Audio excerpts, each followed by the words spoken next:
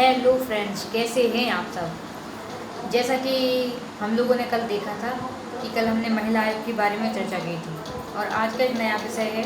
आज एक और संवैधानिक संस्था मैं आपके समक्ष लेकर आई हूँ, वह है राष्ट्रीय पिछड़ा वर्ग आयोग। राष्ट्रीय पिछड़ा वर्ग आयोग के बारे में आज हम चर्चा करेंगे। चलिए स्टार्ट करते हैं। सबसे पहले कोई भी संस्था या कोई भी आयोग जब स्थापित किया जाता है तो उसका कुछ ना कुछ उद्देश्य जरूर होता है, किस उद्देश्य से वह स्थापित हुआ है। तो राष्ट्रीय पिछड़ा वर्ग आयोग का उद्देश्य प्रमुख रूप से जो पिछड़े वर्ग की जातियां हैं या जो जातियां पिछड़ा वर्ग में आती हैं उनको सामाजिक, आर्थिक और राजनीतिक विकास उनका करना, साथ ही साथ विकास में उनकी सलाह देना, यह आयोग का प्रमुख कार्य है। स्थापना की बात करें तो 1993 की राष्ट्रीय पिछड़ा वर्ग अधिनियम 1993 के तहत राष्ट्रीय पिछड़ा वर्ग आयोग की स्थापना की गई। इस प्रकार इस आयोग की स्थापना वर्ष 1993 में की गई थी। यदि हम हाल ही में बात करें तो वर्ष 2018 में 102वां संविधान संशोधन हुआ। पहले ये जो आयोग था ये संवैधानिक आयोग नहीं था। पहले जो आयोग था ये संवैधानिक आयोग नहीं था, क्योंकि इसकी स्थापना जैसा कि बताया 1993 में हुई है। तो 2018 में 102वां संवैधानिक संशोधन हुआ। इस संशोधन के तहत इस आयोग को भारतीय संविधान के अनुच्छेद 338 अर्थात अनुच्छेद 338 बी में शामिल कर दिया गया और अनुच्छेद 338 बी में शामिल करने के बाद यह जो आयोग है यह एक संवैधानिक आयोग बन गया, क्योंकि पहले ये गैर संवैधानिक आयोग था, क्योंकि इसकी स्थापना संविधान के तहत नहीं की गई थी, संविधान सभा ने नहीं की थी, बल्कि इसका स्थापना संसद में अधिनियम के तहत हुई थी।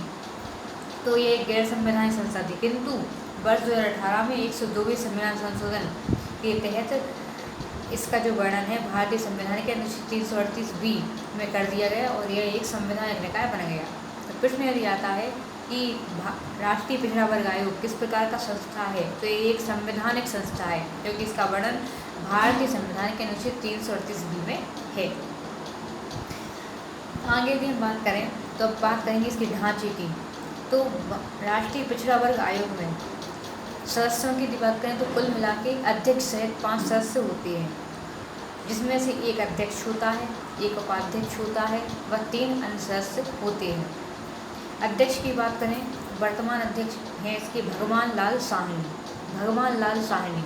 उपाध्यक्ष की बात करें तो उपाध्यक्ष हैं लोकेश कुमार प्रजापति, इसके उपाध्यक्ष हैं लोकेश कुमार प्रजापति व 3 अन्य सदस्य में पहली हैं सुधा यादव, दूसरे हैं कौशलेंद्र सिंह और तीसरे हैं थलौजू आचार्य।